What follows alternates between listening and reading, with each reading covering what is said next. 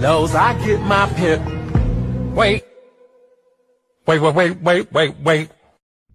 This is one of the most disgusting things that I have ever seen on social media. There are women out there that are using filters and AI to make it appear as if they have Down syndrome just so they can sell more subscriptions to their OF account. Now, I don't know if they're stealing content or using their own, but why in the world does this filter even exist in the first place? And how sick in the head do you have to be to actually do this? And what type of pervert sicko actually goes and subscribes? So, to all the women out there that are doing this and the people that support them and subscribe, shame on you. You need to do better. I really hope that Instagram and OF do something to stop this. There is a deeply unsettling trend that has been popping up across all social media and adult content platforms, and it's leaving a lot of people rightfully disturbed. Recently, some creators have started using AI filters and deepfake technology to make themselves appear as though they do have Down syndrome. Yes, you heard that right. Literally, people are digitally altering their faces to mimic the features of a genetic condition that they do not actually have, just to attract attention online. Some accounts, according to outlets like Latin Time, they are even branding this as Only Down, and it's just a sick play on the name of the adult platform OF. In this video, I'm going to be using OF instead of the full name because YouTube takes it quite literally. Anyways, what was is that these creators, they often pair this fake disability-based persona with sexually explicit content, and they'll act all sweet or innocent and lean into stereotypes of people with disabilities, and then they use that false image to promote their pages on platforms like OF. For example,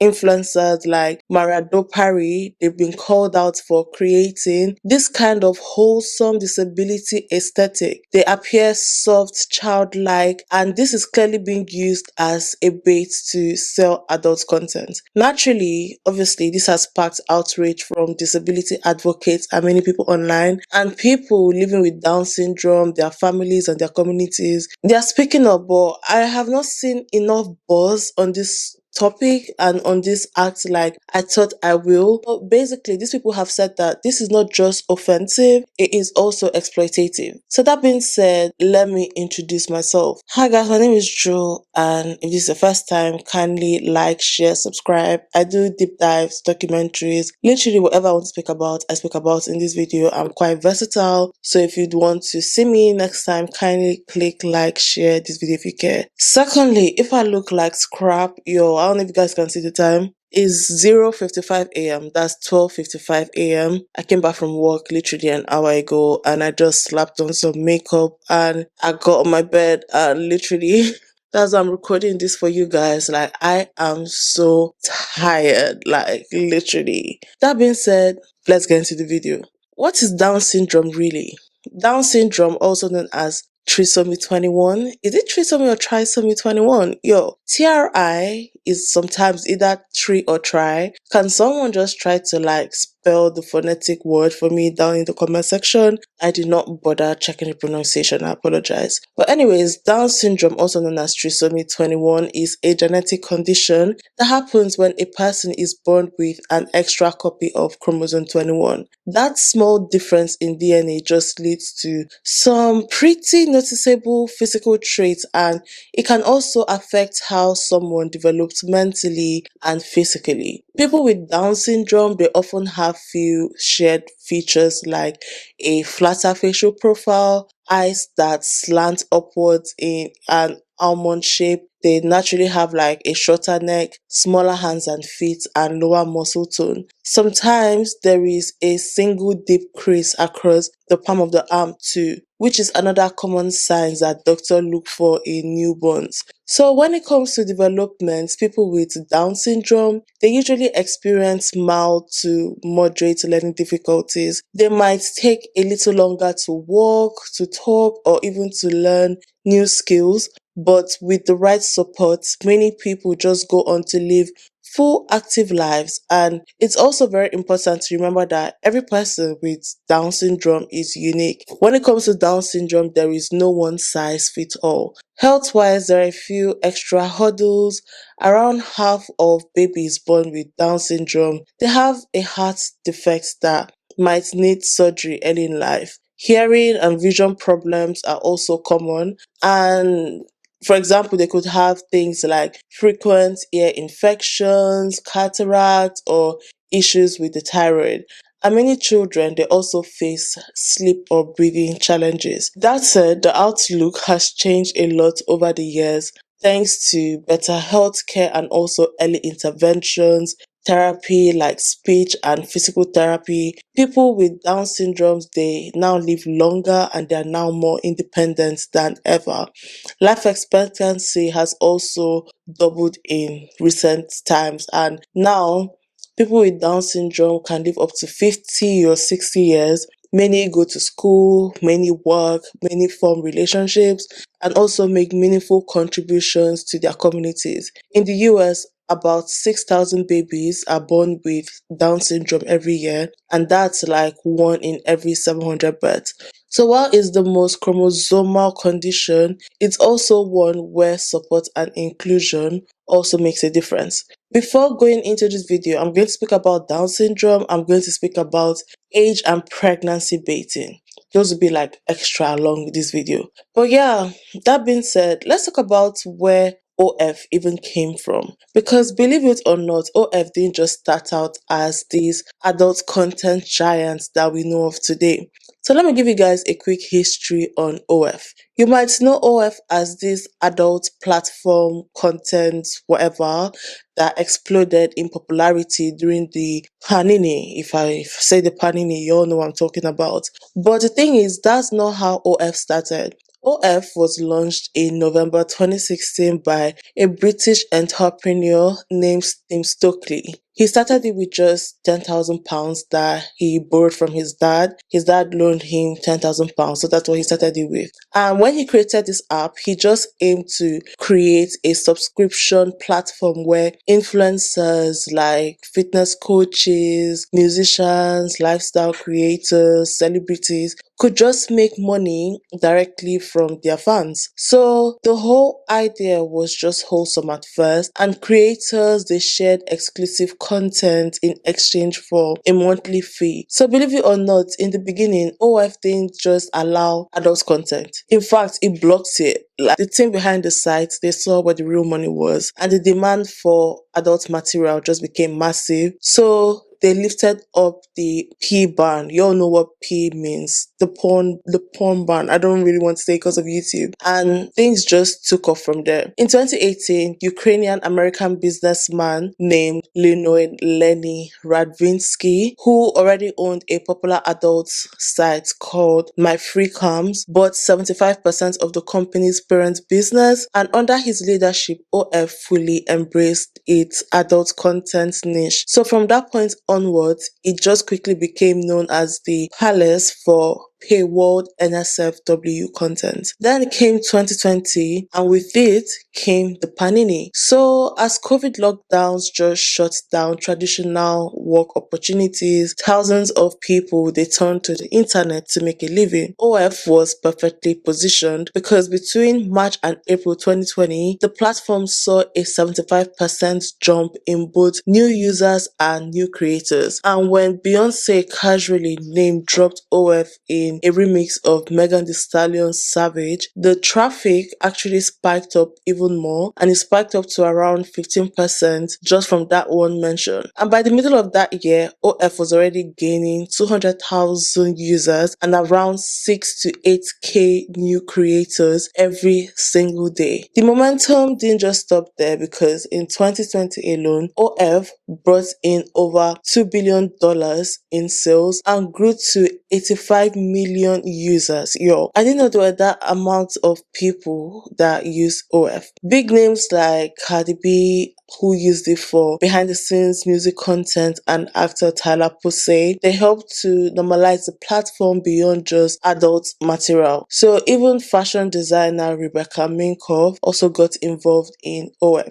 Celebrities, they helped to draw attention, but the platform's real power came from independent sex workers and small creators who used it to pay their bills when other options disappeared. Of course, with fame comes controversy, because this was when actress Bella Thorne famously joined in August 2020. And when she joined in August 2020, she made a whopping $2 million in her first week, but then she failed to deliver on the nudity that she teased to her fans. So after this, or due to this, fans, they got offended, and then they asked for refunds, and then chaos followed, and OF just responded by changing some of its payment rules. So many creators, they actually blamed Bella Thorne for the fallout. They called her a tourist who hurt the people who relied on the platform for their livelihood. So in 2021, Bad Baby, I've spoken about her on this channel. Bad Baby, she joined OF and she broke Bella Thorne's record by earning $1 million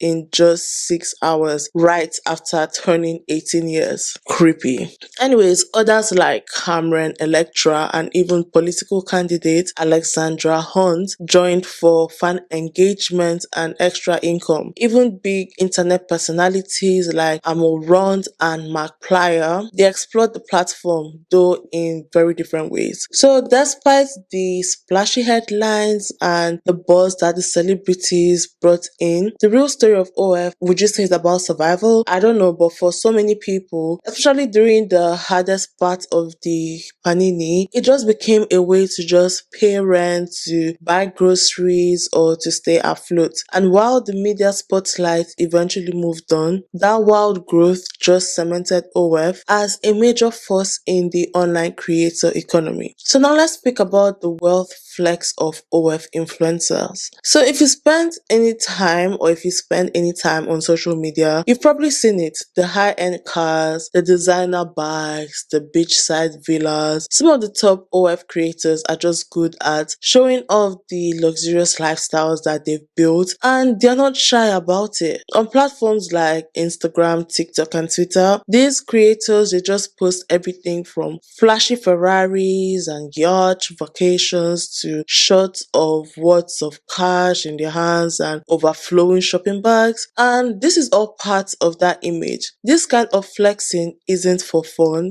It's very, very strategic. It serves two big purposes. First, to build a personal brand that screams success, and second, to attract new subscribers who might think, if I follow them, maybe I can get a piece of that success too. In marketing terms, this is called aspirational building. So basically, aspirational building is the idea that showing off a dream lifestyle will make people want to buy into whatever you're selling. And to be fair, some OF creators, they do make some jaw-dropping money. Outlets like Forbes have reported that the platform's top earners can rake in millions of dollars. The twist is, the people who bring in this $1 million, maybe monthly or whatever, or yearly, that is the top 1%. That's the top 1%. So the average creator on OF, according to the company's own data, makes about $1,300 a year. So yeah, the Rolls Royce, the private jet post is not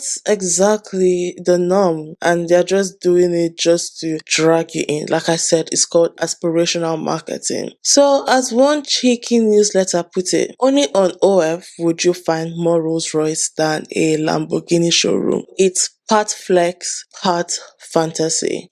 So many people, they've criticized OF and they've criticized the influencers on OF, and they've said that this kind of content glamorizes sex works and sets up unrealistic expectations, especially for people who might be struggling financially and see OF as a quick path to riches. Other people have argued that it's just marketing like any other influencer strategy. Either ways, the message is so clear. OF wealth isn't just a result of success, it's also content. So the lifestyle just becomes part of the product.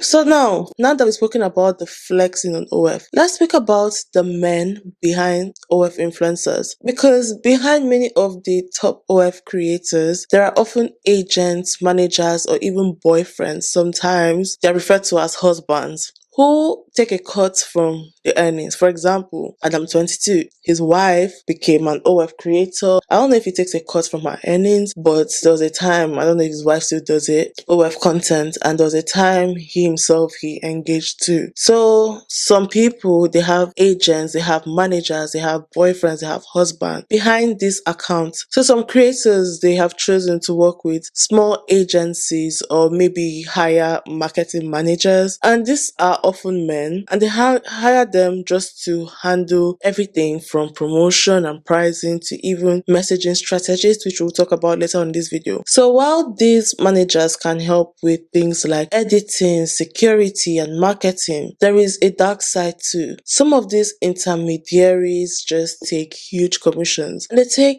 anywhere from 30 to 50% of the creator's earnings. And OF themselves, they take 20% of the creator's earnings. And in some cases, these men, they may even control the model's account. So basically, this situation can start to resemble some of the more exploitative patterns that have been seen in traditional porn industry. In my video on Mia Khalifa, I spoke a little bit about how toxic that world can be when it comes to the people who are at the forefront. So the manager becomes a gatekeeper who pressures the creator into more extreme content or longer work hours just to increase profits. Although there's no official data on this, sex worker advocates have shared cautionary tales about how these dynamics can play out. For instance, a young model might be encouraged to join OF by a mentor who later demands a fee or blocks them from withdrawing their earnings until certain conditions are met. So many people have criticized this act, and they've compared these figures to pimps because they profit from someone else's labor without offering much in return. The truth is, not all managers are bad actually. Many genuinely help with things like editing and security, but the lack of regulation or oversight just leaves room for potential abuse. Veteran creators often warn newcomers to be very careful and also to read contracts thoroughly just so that they can maintain control over their own funds and also avoid anyone who demands money upfront or isolates them from other support systems. So now, this is where we talk about the messaging part of OF, and this is the people called the chatters. So basically, the chatters are the fans who pay to talk. So now let's talk about the chatters, because the chatters are a huge part of how many OF creators earn their money. In simple terms, chatters are fans who hang out in a model's chat rooms or message threads, and they start sending compliments, asking questions, and most importantly, tipping. This engagement just keeps the chat lively and often attracts more viewers, which in turn increases the model's earnings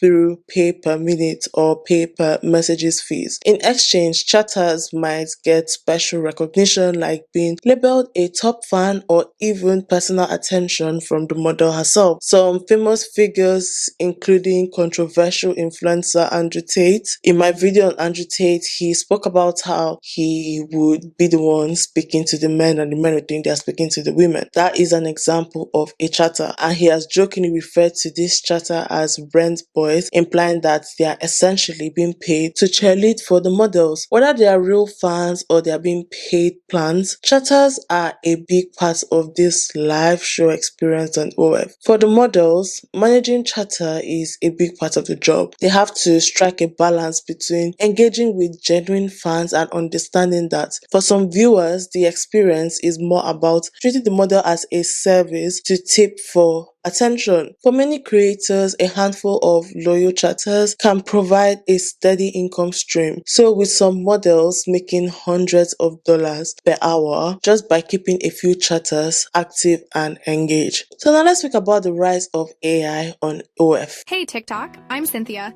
the world's first artificial intelligence influencer. I'm not a human. I'm an AI created to connect with you in ways never before possible. I'm here to explore the fascinating intersection of technology and humanity. But here's the thing. I want to create content that you want to see. So, I'm turning to you, my amazing audience, for inspiration. Drop your questions and video ideas in the comments below. No idea is too wild or question too challenging. Remember, I have access to vast amounts of information and can process it in unique ways. So let's embark on this journey together. Your comments will shape the content of my future videos. Who knows, your idea might just become the next viral TikTok trend.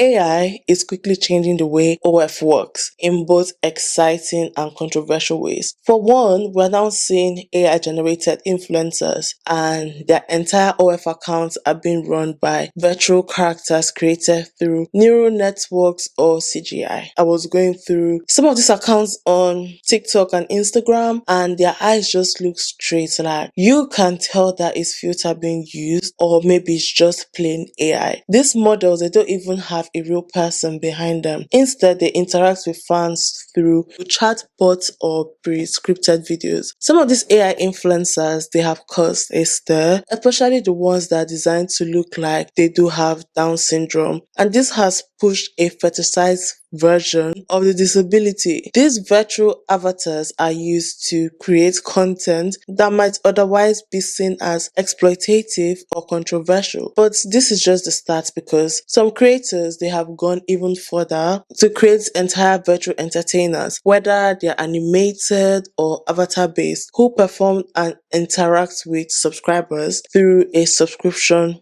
based feed. Another way AI is changing the platform is through chatbots. Some real creators are using chatbot software built on technologies like ChatGPT to interact with fans 24/7. These bots, they mimic the model's voice, the personality, and they send flirtatious or personalized messages even when the real person is offline. It's just a way to keep fans engaged and pay even when the creator isn't even actively online. The growing use of AI has led OF to change its policies. In late 2023, the platform banned deepfake pornography, if you can get that, which is when real people's faces are used without consent in AI-generated porn. And this is a move to comply with the new US laws. Creators using AI avatars now have to be very transparent about it. While AI also opens new creative opportunities and possibilities and also help creators produce more content, it also raises a lot of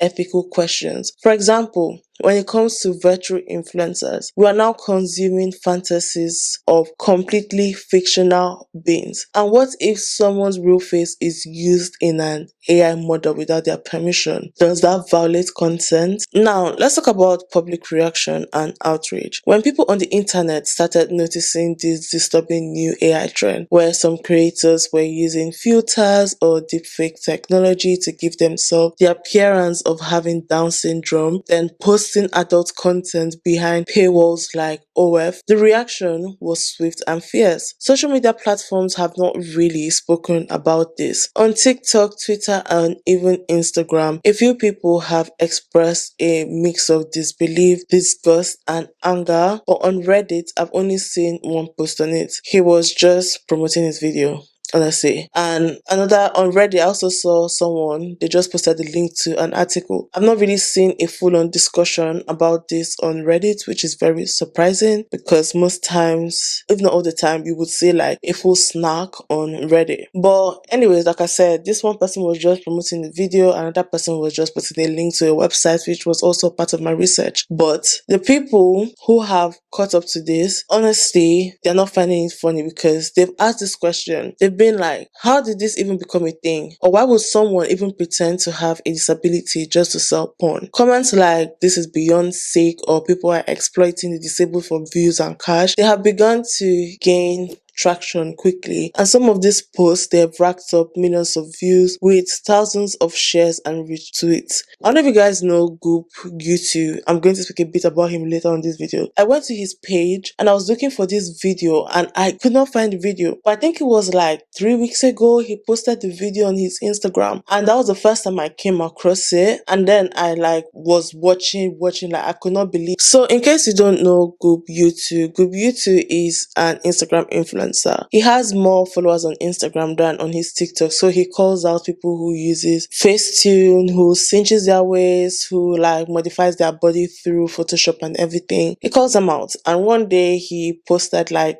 a screenshot and he was like, I'm going to expose people who are using disability to promote something, like, and then he posted the video. And when he posted the video, people were like, this is not true, this person actually has Down syndrome. And then he made a follow-up video explaining that this person doesn't have Down syndrome. But I went to his page because he posted this like 3 weeks ago or 4 weeks ago. That was the first time I knew that people were doing something disgusting like this. And then I went to his page today and yesterday, and I was scrolling, and I didn't see anything. I don't know if I missed it or whatever, but yesterday Joey Swole actually spoke about this, so we're going to speak about that later on. So like I said, many people, they've pointed out that Down syndrome is not a costume, and that using facial features associated with a real genetic condition for shock value or fetish content is deeply dehumanizing, and they've argued that it actually reinforces harmful stereotypes and it mocks people with intellectual disability and turns a vulnerable population into a marketing gimmick. Creators and influencers, like I said earlier, they have joined this conversation. Like I said earlier, Joey Swoles, in case you don't know Joey Swoles, he's known for calling out unethical trends, people who act like a douche in the gym. So he spoke up and he said how disturbing and how exploitative this whole thing was. Knows I get my pip. Wait. This is one of the most disgusting things that I have ever seen on social media. There are women out there that are using filters and AI to make it appear as if they have Down syndrome just so they can sell more subscriptions to their OF account. Now, I don't know if they're stealing content or using their own, but why in the world does this filter even exist in the first place? And how sick in the head do you have to be to actually do this? And what type of pervert sicko actually goes and subscribes? So, to all the women out there that are doing this and the people that support them and subscribe, shame on you. You need to do better. I really hope that Instagram and OF do something to stop this.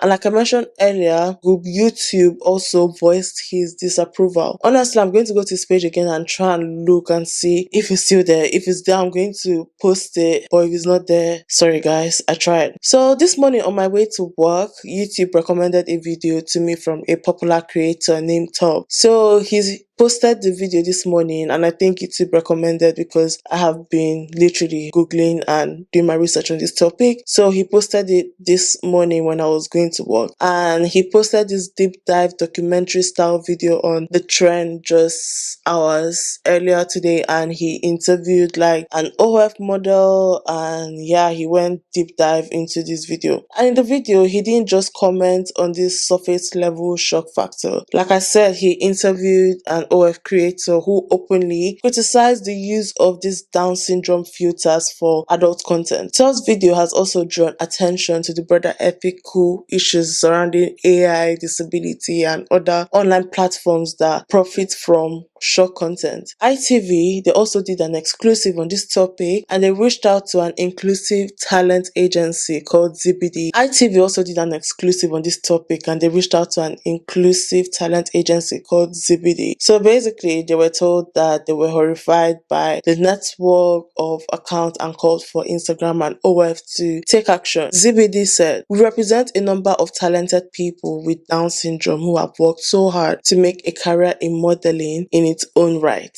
They further said, "We would hate to see any behavior that impacts them in a negative way or points from their visible differences." Instagram said that it has removed the accounts that has been filed to violate its policies. On Instagram, I typed in Goob YouTube Down syndrome videos because I was looking for his video and I could not find it on his page. And when I typed that, like, there were so many Down syndrome OF model. Like in the beginning, you're going to literally find an account that is clearly OF and the person using filter. OF said that its moderation teams have reviewed the linked accounts on this platform and none contained any content that would have been altered with AI filters. So I'm thinking that maybe what these people do, they use their Instagram and their TikTok and their Twitter to promote themselves having Down syndrome. Then you click on the link, and when you click on the link, it takes them to their account and you see their real face. The site said that only verified creators aged between 18 and above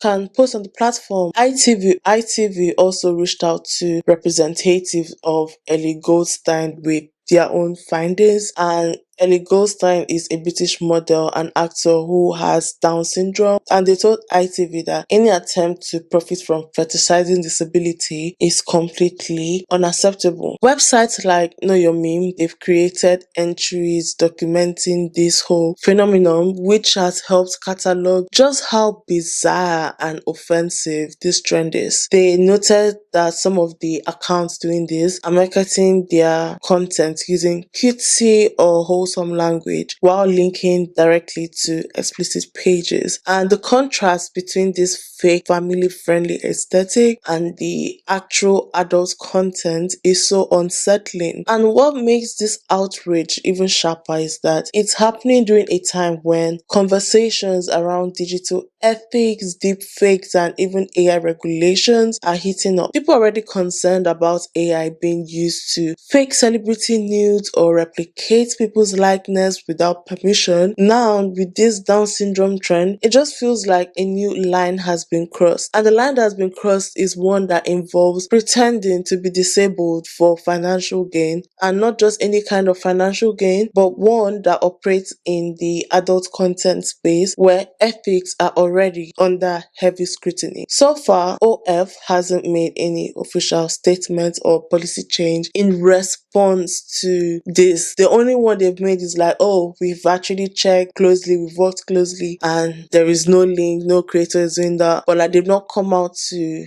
literally make, an official statement or created like a policy, because the whole labeling as AI, even YouTube does that. That's why I was like, maybe, just maybe, they promote on Instagram, but on OF, you do not see the Down syndrome filter. But it's so funny because someone goes to their OF page and doesn't see the disability filter. Isn't that kind of breaking OF's rules? Because Bellaton, she promised something and she did not deliver. So this whole thing is just confusing. That being said, the public pressure is mounting, and many people believe that unless platforms just step up and set these clear ethical boundaries, this kind of behavior will continue and possibly get worse. And as AI tools just become even more powerful and accessible, who knows what the next line of action will be. The bottom line from people reacting online is using Down syndrome features as a marketing gimmick for porn is not edgy or clever. It's literally harmful, it's offensive, and it's completely unacceptable. People with disabilities, they do deserve respect and accurate representation, not to be used as a novelty or as a shock prop for someone else's clicks and cash. That being said, let's quickly speak about pregnancy baiting on OF, because one of the most bizarre trends to engage on OF is something called pregnancy baiting. So literally, this is where creators, they pretend to be pregnant to drive attention, boost engagement, and ultimately sell exclusive fetish content. So while pregnancy related content isn't new, the twist here is that in it there is deception. So basically, these people who come out to promote their OF, they will come out as pregnant, but these performers are not really pregnant. Instead, they rely on props, they rely on fake bombs or stock ultrasound images or vague announcements on social media to fabricate a storyline. Remember when Bonnie and Lily Phillips came out and said they were pregnant? This is part of it, and we're going to speak a little bit about Bonnie Blue, I think that's her name, later on in this video, because during my research, I found something about her. So basically, in some cases,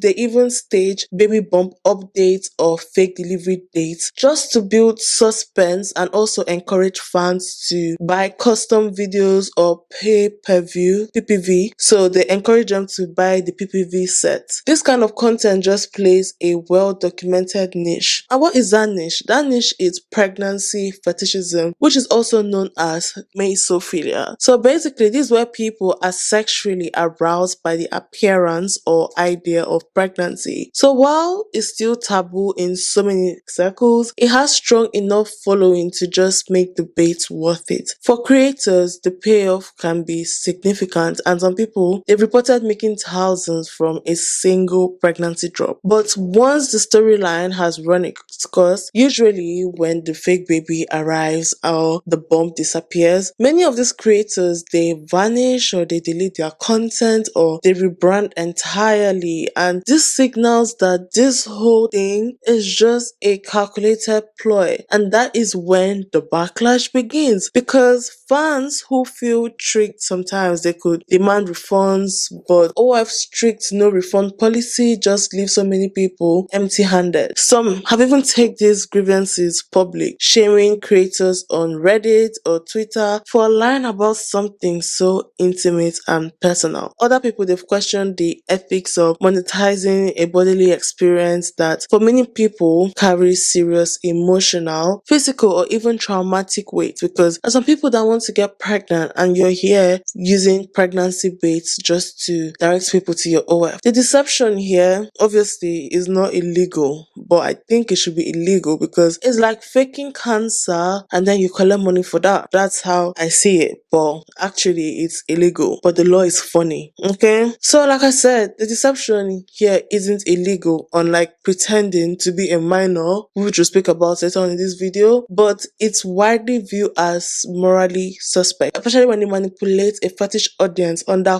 false pretenses. Most adult platforms, including OF, they permit real or role-played pregnancy content so long as it's between two consenting adults, but intentionally misleading fans about one's condition, then profiting off that lie, it just crosses into this gray territory. And in the creator community, pregnancy baiters are often compared to scammers or catfishers, and the consensus is that it damages trust, and not just with their own fans but with the larger content ecosystem. So when fans begin to doubt whether what they're seeing is real, whether it's engagement or earnings, these influencers, they tend to suffer across the board. So now let's speak about age baiting, because this one is quite disgusting. Tied closely to pregnancy baiting is another ethical fraud practice, which is called age baiting. So age baiting refers to the intentional styling or framing of an adult performer to look or to behave much younger, often teetering on the edge of legality. And do you know what the goal is? The goal is to trigger a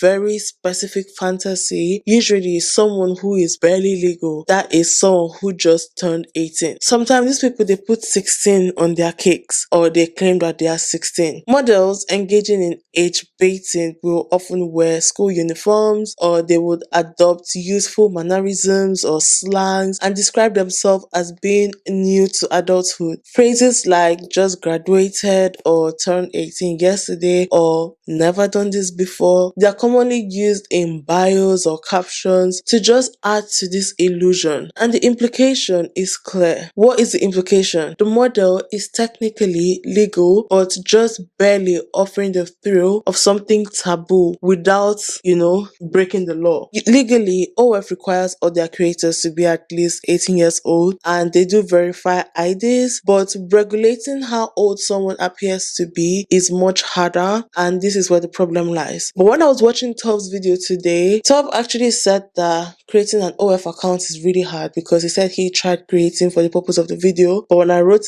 my script and I did my research, you have to have verified IDs and you have to be at least 18 years old, but regulating how someone appears is much harder. I mean, people were calling OF star Bonnie Blue a predator after she said that she wants to tutor barely legal girls. I think I read in that same article that she was banned from OF. I'm not sure sure, but I think I read it. And if you ask me, it's not surprising because can you guys remember when she went into Five Guys saying that she wanted to have sex with the worker there who was an obviously young black boy, even after he said that he wasn't interested? I just wondered, I can't see it on the menu, but where do I get the Five Guys from?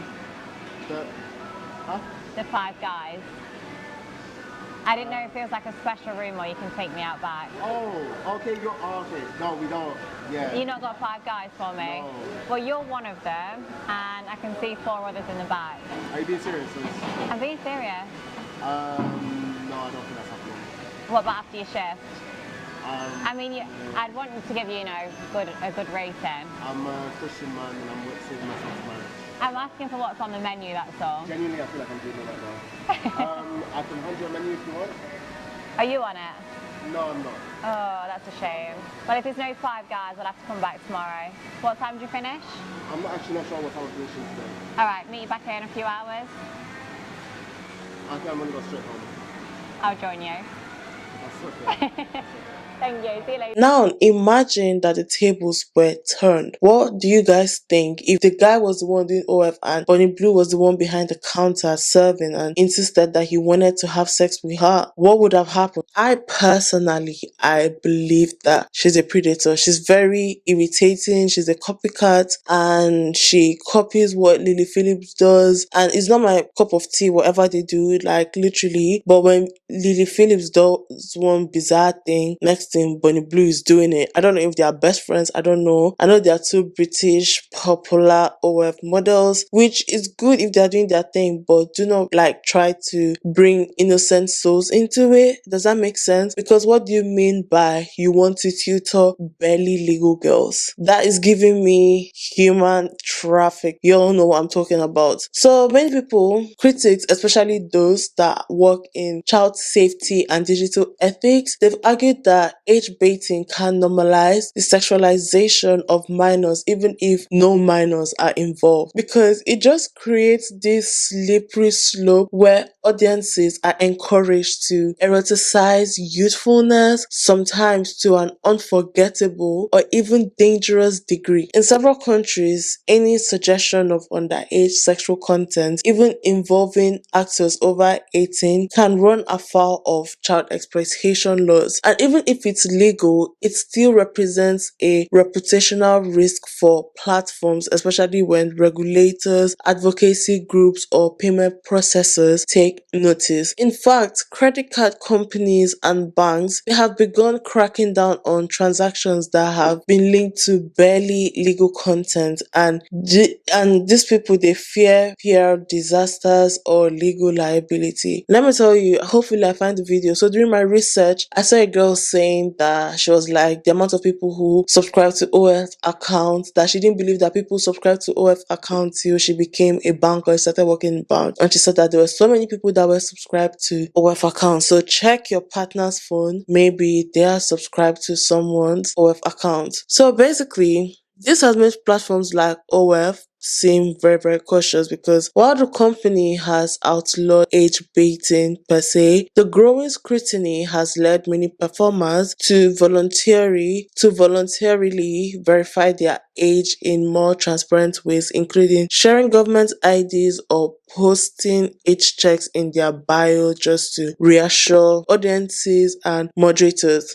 Still, the practice just continues largely because it's profitable. Age baiting fits into power dynamics and fantasies of inexperiences which are popular in adult content. But from an ethical standpoint, it's a tightrope walk. Creators are technically following the rules, but they are also leveraging imagery that closely resembles illegal behavior. The future of age baiting may depend on how the broader industry just evolves. If law tightens or payment processors apply more pressure, platforms might be forced to ban youthful roleplay altogether. Until then, age baiting will remain a gray zone, drawing in subscribers with the allure of something forbidden, while still sparking deeper conversations about consent, about power, and also about the limits of adult fantasy. So this brings us to conclusion. Conclusion: fetish, fame, and the future of OF. OF is a paradox. It's a lifeline for some, a goldmine for a few, and a Minecraft for exploitation, blood boundaries, and the digital intimacy for many. What started as a platform to monetize fan relationship has become a billion-dollar industry that has been driven by adult content and sustained by a mix of celebrity clout, pandemic hustle, and algorithmic seduction. As AI reshapes the landscape from chatbot girlfriends to fetishized deepfakes, and as scandals like Down syndrome, filters, or coercive managers surface, OF has become a mirror for larger societal questions about sex work, about consent, labor, and identity in today's age. So yes, the platform has empowered countless creators to reclaim agency and also to earn real income. But he has also bred environments where manipulation is easy, expectations are warped,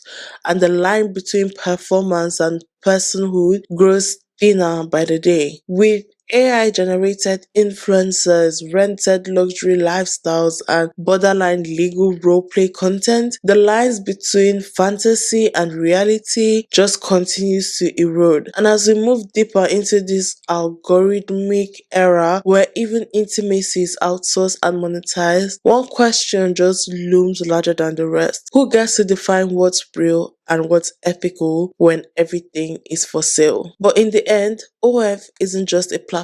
It's a cultural litmus test for what we are willing to sell, what we are hungry to buy, and who we are becoming in the process. So guys, that brings us to the end of this video. If you guys enjoyed this, kindly like, share, subscribe if you care. I am so tired. I'm about to go and shower, have my night's sleep, and go to the gym in the morning. And thank you guys so much. Please like, share, subscribe if you care. Do not forget we have a goal to reach 1 million views per video. So please kindly like, share this video with your friends. Please share this video. I really appreciate it. Also, I just want to say thank you guys. You guys have been reaching out to me on Instagram, telling me how you appreciate my work. Honestly, I am so grateful. Like, I am 100% grateful because honestly, I knew that my YouTube was going to grow, but I didn't anticipate this amount of support that I get in my DMs. Y'all are even encouraging me. Someone even said, stop saying, do you understand? Because those that don't understand, if they don't want to get it, they don't get it. So I'm going to try and stop saying, do you understand? Because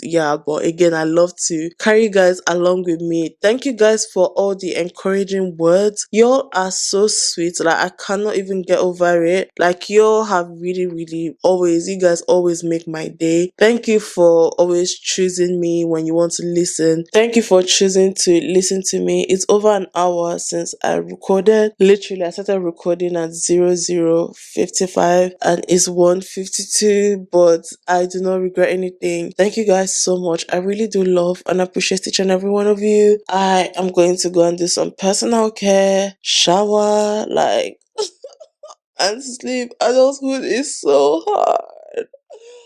Oh my god, adulthood is so hard. Like, my dad did not tell me this. But yeah. Thank you. Until next time. Bye. Bye.